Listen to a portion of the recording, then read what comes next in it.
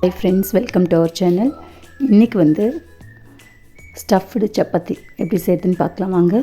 அதுக்கு முன்னாடி என்னோடய சேனலை சப்ஸ்கிரைப் பண்ணாதவங்க சப்ஸ்கிரைப் பண்ணிக்கோங்க. அப்புறம் பெல் பட்டனை ப்ரெஸ் பண்ண மறந்துடாதீங்க. அப்போ தான் நான் போடுற வீடியோ உங்களுக்கு நோட்டிஃபிகேஷனே வரும்.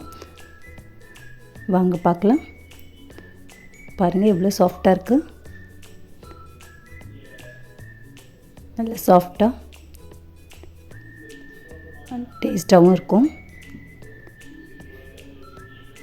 பச்சை பட்டாணி வச்சு எப்படி ஸ்டஃப்டு சப்பாத்தி செய்யலான்னு பார்க்கலாம் வாங்க. நான் ஃப்ரெஷ் பச்சை பட்டாணி எடுத்திருக்கேன்.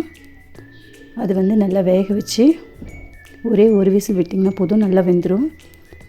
அது வந்து நம்ம மிக்சர் ஜாரில் சேர்த்து அரைச்சி எடுத்துக்கலாம். பாருங்கள், இந்த மாதிரி அரைச்சி எடுத்துக்கோங்க. ஃப்ரெஷ் பட்டாணி தான் நல்லாயிருக்கும். அப்புறம் ஒரு பேனில் கொஞ்சமாக எண்ணெய் சேர்த்துக்கோங்க. எண்ணெய் சேர்த்து நல்லா எண்ணெய் காஞ்சதும் சோம்பு ஒரு ஸ்பூன் சேர்த்துக்கோங்க. சோம்பு பொரிஞ்சு வர நேரத்தில் நம்ம வந்து ஒரு வெங்காயம் பொடியை கட் பண்ணி அதையும் சேர்த்துடலாம். நான் எண்ணெய் கம்மியாக தான் சேர்த்துருக்கேன். உங்களுக்கு எண்ணெய் வேணும்னா ஜாஸ்தி சேர்த்துக்கோங்க. நல்ல பொடியை கட் பண்ணி ஒரு வெங்காயம் சேர்த்துக்கோங்க. சேர்த்து நல்லா வதக்குங்க. இது வதங்குற டைமில் உப்பு கொஞ்சம், மஞ்சத்தூள் கொஞ்சம் சேர்த்துக்கோங்க. இப்போ மசாலாவுக்கு தான் ப்ரிப்பேர் பண்ணிகிட்ருக்கோம். மஞ்சத்தூள் உப்பு சேர்த்து வெங்காயம் நல்லா வதக்கிக்கோங்க. எனக்கு வாய்ஸ் கொஞ்சம் சரியில்லை, த்ரோட் பெயினாக இருக்குது. அதனால் வாய்ஸ் இப்படி தான் வரும், கொஞ்சம் அட்ஜஸ்ட் பண்ணிக்கோங்க. நல்லா வதக்கியாச்சு.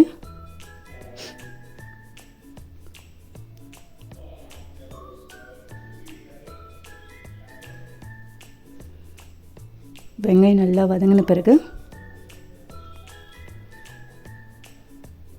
மிளகாய்த்தூள் 1 ஸ்பூன் சேர்த்துக்கோங்க.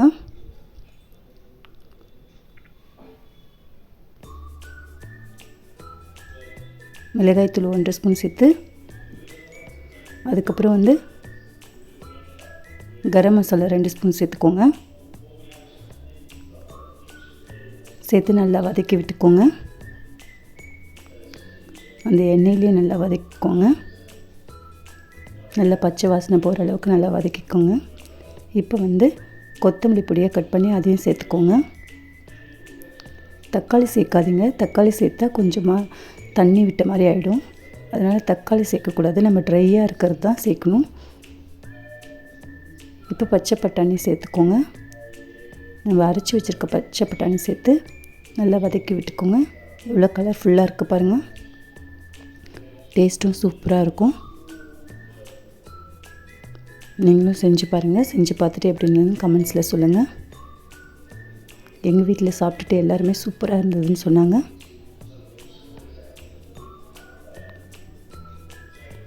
நல்லா இந்த மாதிரி நல்லா கலந்து விட்டுக்கோங்க.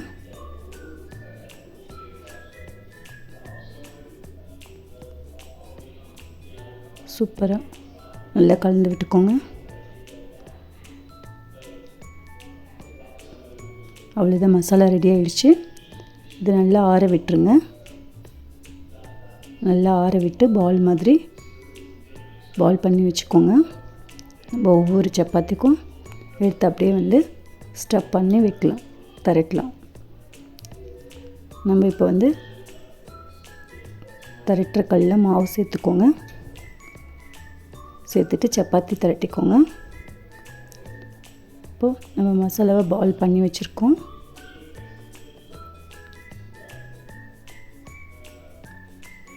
நல்லா இந்த மாதிரி திரட்டிக்கோங்க.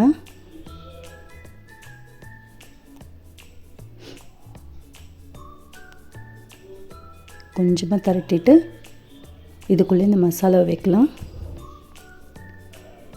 வச்சுட்டு அப்படியே வந்து இந்த மாதிரி ஃபோல்டு பண்ணிக்கோங்க. ஃபோல்டு பண்ணிவிட்டு லைட்டாக திரட்டினா போதும். இன்னும் மசாலா வெளியில் வந்துடாமல் லைட்டாக திரட்டுங்க. நம்ம அழுத்தி புஷ் கொடுக்கக்கூடாது. லைட்டாக புஷ் கொடுத்தா போதும். இந்த மசாலாலாம் வெளியில் வந்துருச்சுன்னா நல்லா இருக்காது. நல்லா கொஞ்சம் திக்காகவே இருக்கும், ரொம்ப தின்னா வேண்டாம். இவ்வளோ அளவுக்கு திரட்டினா போதும். இப்போ திரட்டியாச்சு. பேன் நல்லா சூடானதும் பேனில் கொஞ்சமாக எண்ணெய் தடவிட்டு இந்த சப்பாத்தி அப்படியே போட்டு எடுத்துருங்க.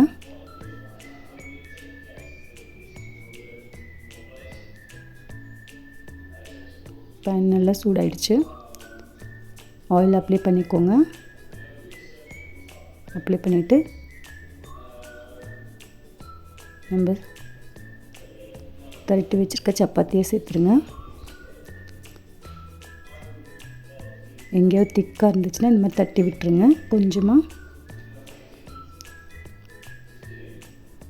கொஞ்சம் சிம்லேயே வச்சுடுங்க, அப்போ தான் இது வேகிறதுக்கு டைம் எடுக்கும். நீங்கள் ஹை ஃப்ளேமில் வச்சிங்கன்னா சீக்கிரமாக தீஞ்ச மாதிரி ஆகிடும். நல்லா வேகணுன்னா சிம்மில் வச்சு திருப்பி திருப்பி போட்டுடுங்க. எப்போவுமே ஒரே மாதிரி சப்பாத்தி செய்யாமல் இந்த மாதிரி டிஃப்ரெண்ட்டாக சப்பாத்தி செஞ்சு கொடுங்க. வீட்டில் இருக்கவங்க ரொம்ப சந்தோஷப்படுவாங்க. ஆலு பரோட்டா செய்வோம்ல, அந்த மாதிரி பட்டாணி பரோட்டா டேஸ்ட்டும் சூப்பராக இருக்கும். இதுக்கு சைட் டிஷ்ஷாக நீங்கள் எதுவுமே தொட்டுக்க வேணாம். ஆனியன் ரைத்தா தொட்டுக்கிட்டால் போதும். கர்ட் ஆனியன் ரைத்தா சூப்பராக இருக்கும் இதுக்கு காம்பினேஷன். கொஞ்சமாக ஆயில் அப்ளை பண்ணிக்கோங்க. ஆயில் அப்ளை பண்ணிவிட்டு நல்லா திருப்பி திருப்பி போட்டு வேக விடுங்க. சிம்மில் வச்சு வேக விடுங்க.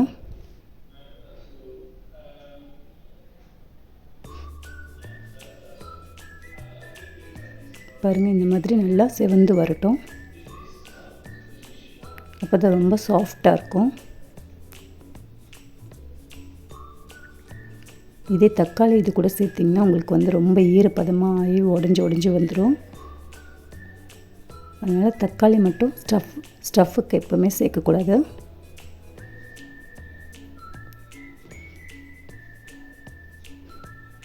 அவ்வளோதான், ரெடி ஆயிடுச்சு.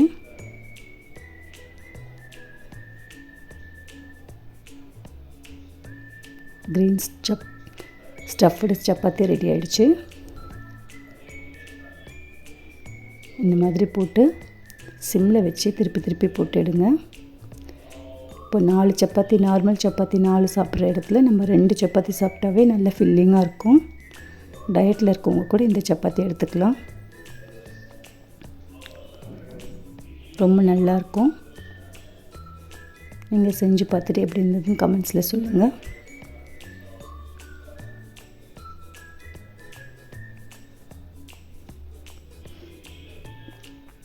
நல்லா லைட்டாக திருப்பி திருப்பி போட்டு எடுத்துகிட்டு அதுக்கப்புறம் ஆயில் அப்ளை பண்ணுங்கள்.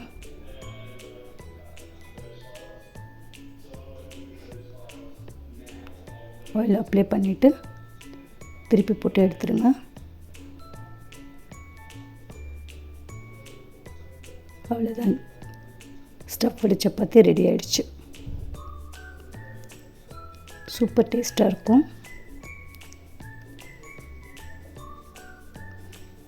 கொஞ்சமாக ஆயில் அப்ளை பண்ணிக்கோங்க. திருப்பி போட்டு ஆயில் அப்ளை பண்ணிவிடுங்க.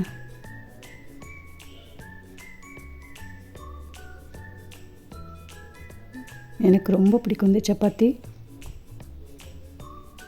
யாருக்கெல்லாம் இந்த சப்பாத்தி ரொம்ப பிடிக்கும்னு கமெண்ட்ஸில் சொல்லுங்கள்.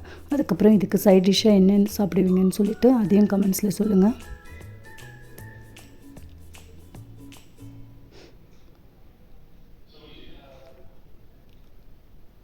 அவ்வளோதான், சப்பாத்தி ரெடி ஆகிடுச்சு. இந்த வீடியோ உங்களுக்கு பிடிச்சிருந்ததுன்னா உங்கள் ஃப்ரெண்ட்ஸுங்களுக்கும் ஷேர் பண்ணுங்கள், லைக் பண்ணுங்கள், கமெண்ட்ஸ் பண்ணுங்கள். இப்போ சூப்பரான சாஃப்டான பட்டாணி ஸ்டஃப்டு சப்பாத்தி ரெடி ஆகிடுச்சு.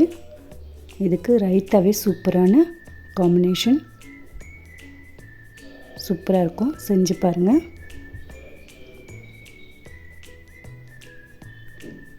செஞ்சு பார்த்துட்டு எப்படி இருந்ததுன்னு கமெண்ட்ஸில் சொல்லுங்கள். நெக்ஸ்ட் வீடியோவில் பார்க்கலாம். தேங்க்யூ.